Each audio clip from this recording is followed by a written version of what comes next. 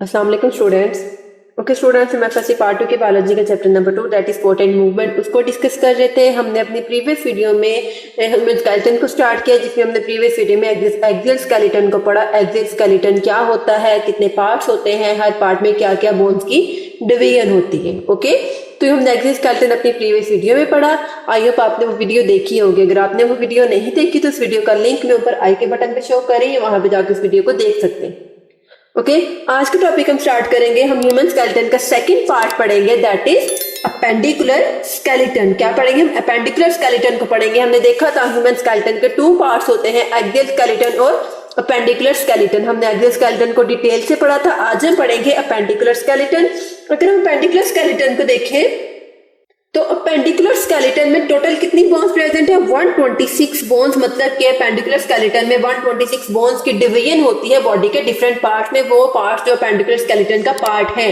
जबकि हमने axial skeleton में देखा था कि एक्सियल स्केलेटन में कितनी बोन्स होती हैं? टोटल 80 बोन्स होती है। ठीक है, तो हम देखें अगर एक्सियल स्केलेटन के पार्ट्स देखें तो parts of axial skeleton it has 2 parts, pectoral girdle and 4 limbs, pelvic girdle and hind limbs।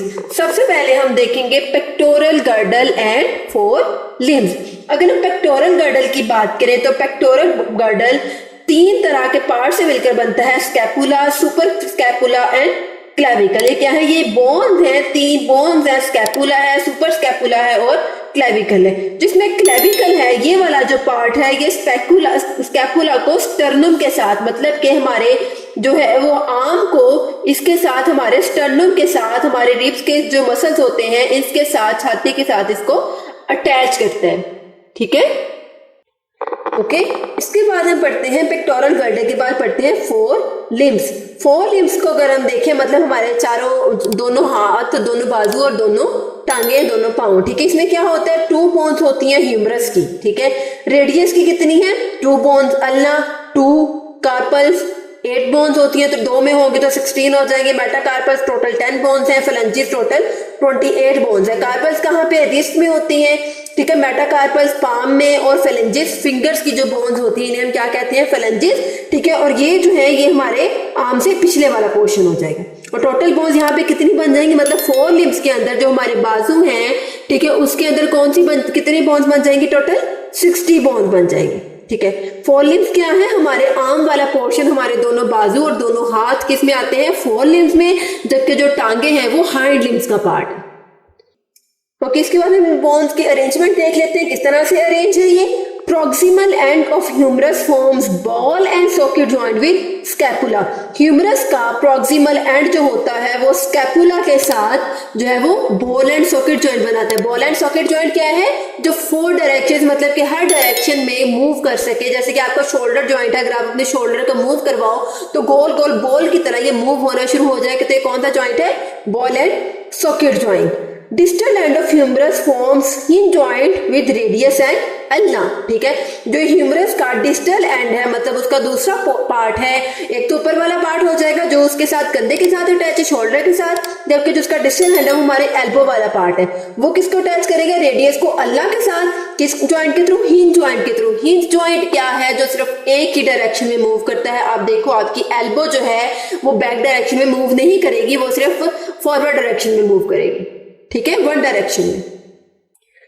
Distal end of radius and ulna form multi stage joint with carpals. अब जो है वो humerus का तो distal end होगा, लेकिन radius और ulna का क्या होगा? प्रॉक्सिमल एंड होगा। ठीक है, एक का प्रॉक्सिमल, दूसरे का डिस्टल एंड।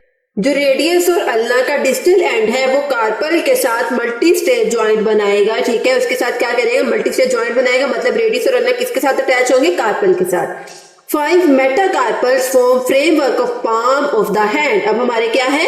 हाथ के 5 साइड है, 1 2 3 4 5। ये 5 मेटाकार्पल्स हैं, ये हमारे हाथ को की पाम बनाते हैं। पाम किसे कहते हैं? हथेली को। 5 rows of phalanges attach to metacarpals. ठीक है, अब उन मेटाकार्पल्स के साथ 5 रोज ऑफ फेलेंजेस, छोटी छोटी बोन्स की 5 रोज अटैच होती हैं। ये क्या करती हैं? They support the fingers. छोटी बोन्स क्या करेंगे? हमारे फिंगर्स को सपोर्ट करेंगे। ओके, इसके बाद हम पढ़ते हैं इसमें pelvic girdle and hind limb. Pelvic girdle को आप हिप गर्डल भी कह सकते हो, कि आपका हिप जॉइंट होता है, हिप पोर्शन होता है, उसको हम पेल्विक गर्डल भी कह सकते हैं। और हाइंड लिम्स क्या है? हमारी टांगे। ठीक है, कंपोज ऑफ 2 कॉक्सल बोन्स, क्या किन बोन से मिलकर बनता है? 2 कॉक्सल बोन्स, ठीक है।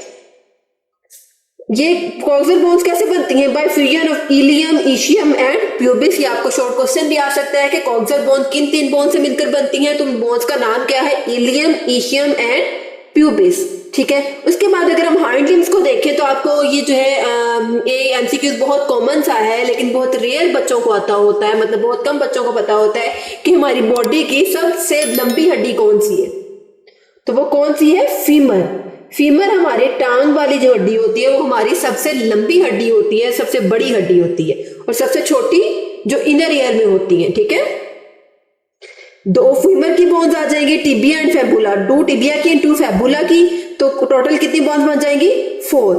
Tarsals 14, metatarsals 10, phalanges 28। उसमें क्या था? कार्पल्स थी, उसके बाद मेटाकार्पल्स थी और फेलेंजिस थी। इसी तरह से इसमें टॉर्सल्स हैं, मेटाटॉर्सल्स हैं और फेलेंजिस हैं। ये क्या बनाती हैं? 28 फेलेंजिस होगी। मेटाकार्पल्स कितनी है? 10। टॉर्सल्स कितनी है?